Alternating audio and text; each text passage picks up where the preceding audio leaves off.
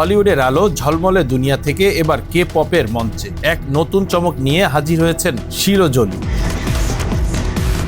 বিশ্বখ্যাত তারকা Angelina Jolie এবং ব্র্যাড পিটের মেয়ে শিলো এবার নিজের পরিচয় গড়তে নাম লিখিয়েছেন কে পপ ইন্ডাস্ট্রিতে।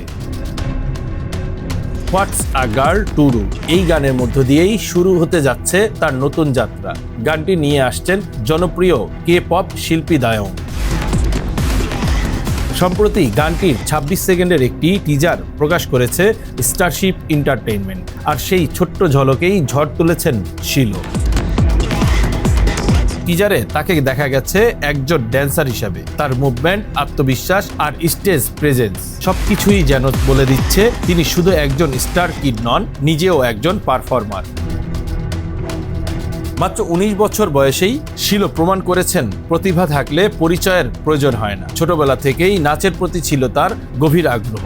লস অ্যাঞ্জেলসের বিভিন্ন ডান্স স্টুডিওতে নিয়মিত অনুশীলন করতে দেখা যেত তাকে। ধীরে ধীরে সেই অনুশীলনই তাকে এনে দিয়েছে আন্তর্জাতিক মঞ্চে দাঁড়ানোর সুযোগ। সবচেয়ে চমকপ্রদ বিষয়, এই সুযোগ তিনি পেয়েছেন সম্পূর্ণ নিজের যোগ্যতায়। স্টারশিপ এন্টারটেইনমেন্ট জানিয়েছে, মিউজিক ভিডিওর জন্য যুক্তরাষ্ট্রে একটি উন্মুক্ত অডিশনের আয়োজন করা হয়েছিল। শত শত প্রতিযোগীর মধ্য থেকে শিলো চূড়ান্তভাবে নির্বাচিত হন। এমনকি শুটিং শেষ হওয়ার আগ পর্যন্ত কেউ জানত না তিনি কার মেয়ে। পরে যখন জানা যায় তিনি জোলি পিট দম্পতির সন্তান, তখন তা আরও বিস্ময় তৈরি করে। হোয়াটস আ গার্ল টু ডু শুধু একটি গান নয়, এটি হতে যাচ্ছে এবছরের অন্যতম ব্যয়বহুল কে পপ মিউজিক ভিডিও। এর শুটিং হয়েছে দুই ভিন্ন শহরে, সিওল এবং প্যারিসে। অন্যদিকে কোরিয়ার সঙ্গে জোলি পরিবারের সম্পর্ক নতুন কিছু নয়। শিলোর বড় ভাই ম্যাডেক্স জোলি পিট পড়াশোনা করেছেন ইয়োনসে বিশ্ববিদ্যালয়ে।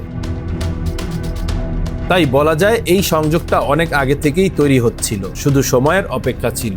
এখন সেই অপেক্ষার অবসান। সোশ্যাল মিডিয়ায় ইতিমধ্যেই শিলো আর দাওয়েংয়ের এই কোলাবোরেশন নিয়ে ব্যাপক আলোচনা শুরু হয়েছে। ভক্তরা অপেক্ষা করছেন পুরো মিউজিক ভিডিওর জন্য। হলিউড থেকে কে পপ এই যাত্রা কি শিলোর ক্যারিয়ারে নতুন দিগন্ত খুলে দেবে, নাকি এটি কেবল শুরু? সামনে আরো বড় কিছু অপেক্ষা করছে।